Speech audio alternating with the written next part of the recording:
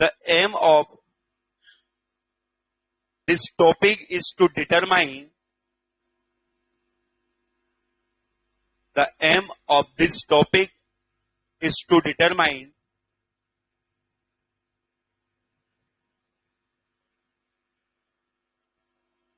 size of weld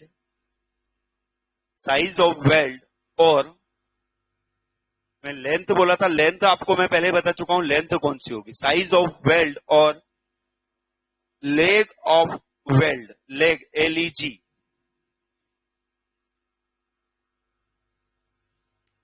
leg of weld. तो यहां पर ये जो T है इट इज साइज वेल्ड और लेग ऑफ वेल्ड। इसके ऊपर suppose it is a parallel fillet weld, तो इसके ऊपर जो लोड आ रहा है parallel to the length of weld, तो parallel to the length of weld, length जो रहेगी बोर्ड के अंदर रहेगी, अभी लेंथ आपको दिखाई नहीं दे रही, उसके पैरेलल तो जो लोड आ रहा है वो इस डायरेक्शन में आ रहा है, लोड बॉडी के अंदर आ रहा है।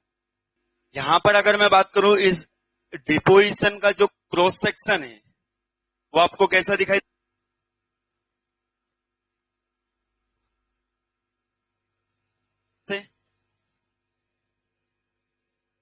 ठीक है, यहां से यहां तक T तो हमने बोला साइज ऑफ वेल्ड, ठीक, लोड जो आ रहा है वो इसके परपेंडिकुलर में बोल सकता हूं, इस एरिया के परपेंडिकुलर जो आपको दिखाई दे रहा है। और आपको थोड़ी देर पहले मैंने बताया था कि parallel fillet are weak in shear. तो यहां पर ये जो लोड आ रहा है, ध्यान से देखिएगा, यहां पर ये जो लोड आ रहा है इसकी वजह से शियर स्ट्रेस कितना इंड्यूस होगा वो हमको निकालना है। अच्छा, शियर स्ट्रेस जो इंड्यूस होगा वो शियर प्लेन पर होगा और शियर प्लेन जो लोड के पैरेलल, तो लोड के पैरेलल प्लेन को हमको देखना है। तो लोड के पैरेलल प्लेन की अगर मैं बात करूं तो यहां पर देखिए बहुत सारे प्लेन आपको दिखाई देगा। एक तो ये हॉरिजॉन्टल, यहां से लेके यहां तक अगर मैं देखूं तो ये एक हॉरिजॉन्टल रहेगा। इस प्लेन को मैं एंगल से टर्न करूं तो देखिए बहुत सारे प्लेन आपको दिखाई देंगे। तो एक ऐसा प्लेन होगा जो इस लोड के क्या होगा, पैरेलल।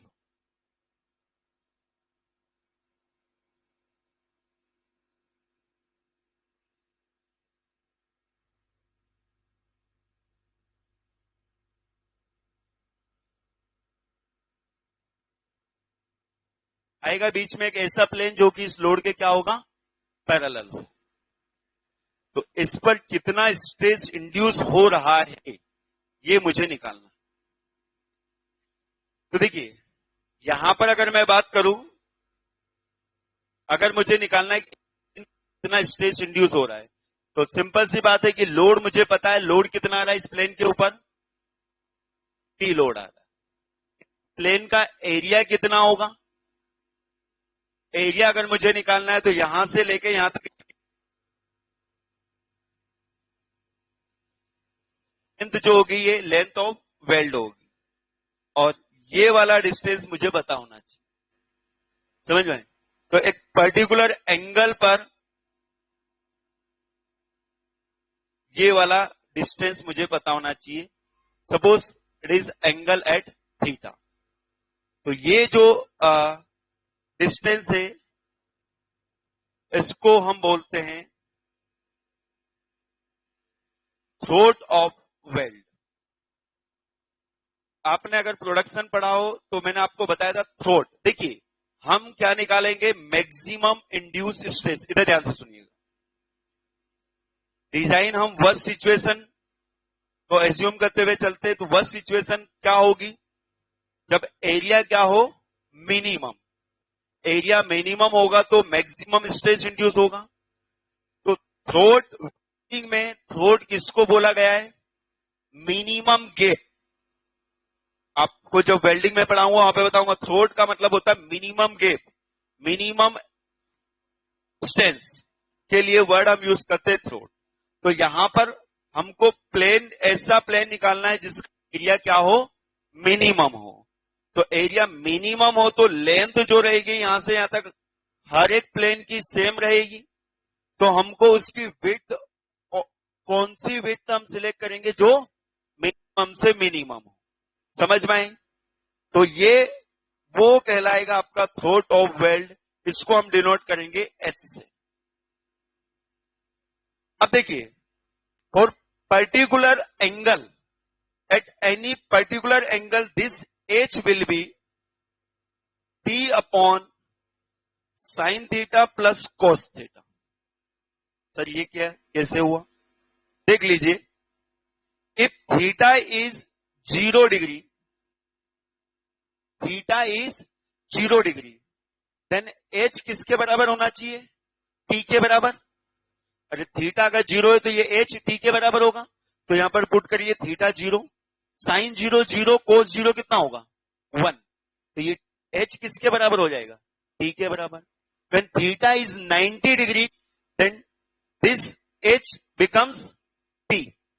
90 डिग्री हो गया तो ये 90 हो सकता है ना मैक्सिमम, ये टी के बराबर। तो देख लीजिए, sine theta 91, cos theta 90 0, again H equal to T. ये जनरल रिलेशन किसी भी थीटा पर अगर आपको थ्रोट ऑफ वेल्ड निकालना है तो ये चीज समझ में आई। ये क्या है, ये क्या बता रहा है आपका, किसी भी एंगल पर अगर आपको ये थ्रोट निकालना है तो वो उसका रिलेशन साइज ऑफ वेल्ड से ये होगा। Is it clear? अब देखिए, हमको वो प्लेन निकालना है जिसका मिनिमम एरिया हो। हम क्या करते हैं, जनरल वैल्यू ले लेते हैं और उसको फिर हम क्या कर देंगे, मिनिमाइज कर देंगे। अब हमको अभी नहीं पता है कि ये किस एंगल पर एच की वैल्यू मिनिमम होगी, किस एंगल पर एच की वैल्यू मिनिमम होगी, ये हम निकाल सकते हैं। कैसे निकाल सकते हैं, इसका डिफरेंशिएट करके इक्वेट करेंगे, किससे, 0 से। अभी आपको ये चीज समझ में आई कि हम क्या निकालने जा रहे हैं, इस प्लेन पर इंड्यूस शियर स्ट्रेस। किस प्लेन पर, एक बार और मैं आपको बना के बता देता हूं अलग से।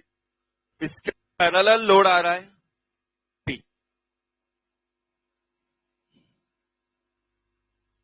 तो इस पर इंड्यूस स्ट्रेस आप निकाल सकते हो। अरे यस और नो? देखिए, इंड्यूस स्ट्रेस जो रहेगा क्या होगा, इधर देखिए ये सब लोग, लोड अपॉन एरिया। तो इस प्लेन पर लोड कितना आ रहा है, P लोड आ रहा है। एरिया जो होगा इसका यहां से यहां तक, ये लेंथ L और ये इसकी विड्थ कितनी, H, थ्रोट। तो L इंटू H, ये इंड्यूस स्ट्रेस आ गया।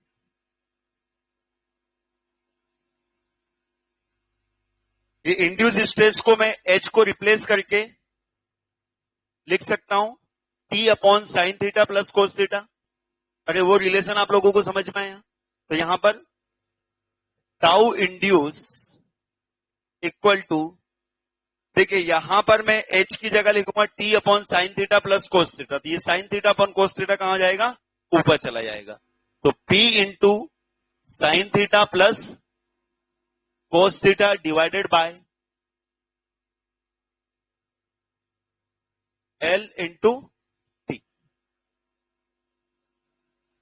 अब सेफ कंडीशन क्या बोलती है, maximum induced stress is less than the permissible. तो ये मैक्सिमम कब होगा, तो for maximum shear stress induced d tau upon d theta equal to 0। इसको मैं मैक्सिमाइज करूं ना कि किस कंडीशन में, अभी ये तो डिपेंड कर रहा है ना थीटा पर, तो ये किस कंडीशन में मैक्सिमम होगा ये मुझे निकालना है। तो d tau induced upon d theta equal to 0, इसका मैं क्या करूंगा, डिफरेंशिएशन करूंगा। डिफरेंशिएशन करूंगा तो किसका डिफरेंशिएशन होगा, यहां पर साइन थीटा और कॉस थीटा का। साइन थीटा का हो जाएगा cos थीटा का minus sin theta equal to 0। तो यहां से मेरे पास आ जाएगा tan theta equal to 1 and theta equal to कितना जाएगा 45। देखिए साइन इतना आएगा और डिवाइड साइन अपॉन कॉस हो जाएगा 10 इक्वल टू इधर आ जाएगा 1। tan थीटा 1 कब आएगा जब थीटा 45 होगा। तो एक चीज मुझे समझ में आ गई कि ये इंड्यूस स्ट्रेस मैक्सिमम कहां पर रहेगा, एट 45 डिग्री। और 45 डिग्री पर इस ए की वैल्यू कितनी हो जाएगी, ये तो यहां पर हम यहां पर पुट करेंगे साइन 45 कोस 45। तो टी और एच में क्या रिलेशन हो जाएगा, टी अपॉन साइन 45 कितना होता है 1/√2 और कोस 45 भी 1/√2। तो 1/√2 प्लस 1/√2 2/√2। तो 2/√2 तो ये बन जाएगा √2। तो टी अपॉन √2। तो 1/√2 की वैल्यू कितनी होती है, इट इज 0.707 टी।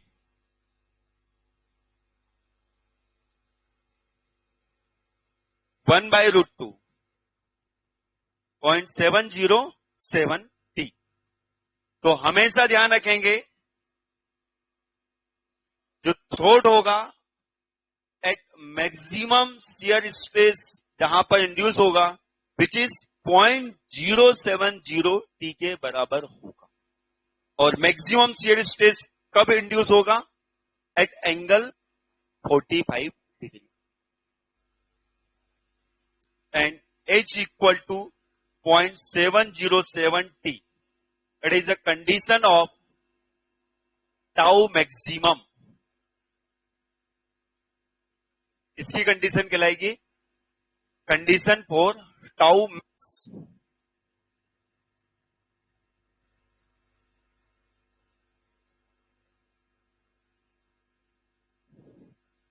ये चीज ध्यान रखेंगे किस केस में, अरे किस केस में, पैरेलल फिलेट वेल्ड के केस। ये भी साथ में याद रखना है, ये कंडीशन कब है, पैरेलल फिलेट वेल्ड के केस में। तो टाउ मैक्स की कंडीशन आ गई हमारे पास। तो मैक्सिमम इंड्यूस स्ट्रेस कितना होगा ये तो आप बता ही सकते हो। टाउ मैक्स कितना हो जाएगा यहां से, कितना था, load upon H L. H की जगह क्या रखूंगा 0.707 टी इंटू एल। कोई तकलीफ, एच एल की जगह, एच की जगह ये आ गया। तो safe condition, this induce maximum stress is less then permissible. तो यहां से मेरे पास रिलेशन आएगा B upon 0.707 T into L must be less than tau of permissible. यहां से मेरे पास आ जाएगा P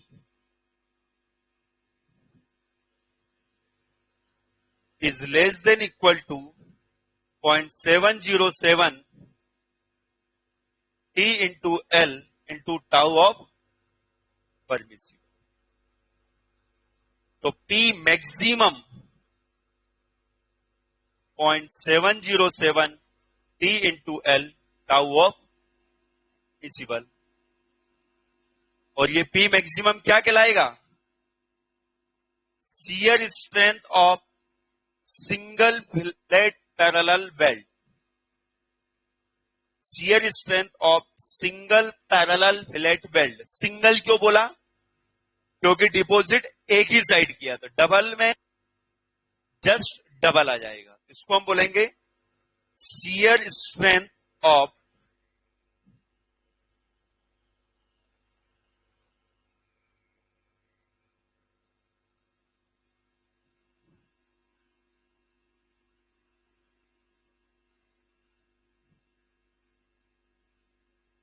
फिलेट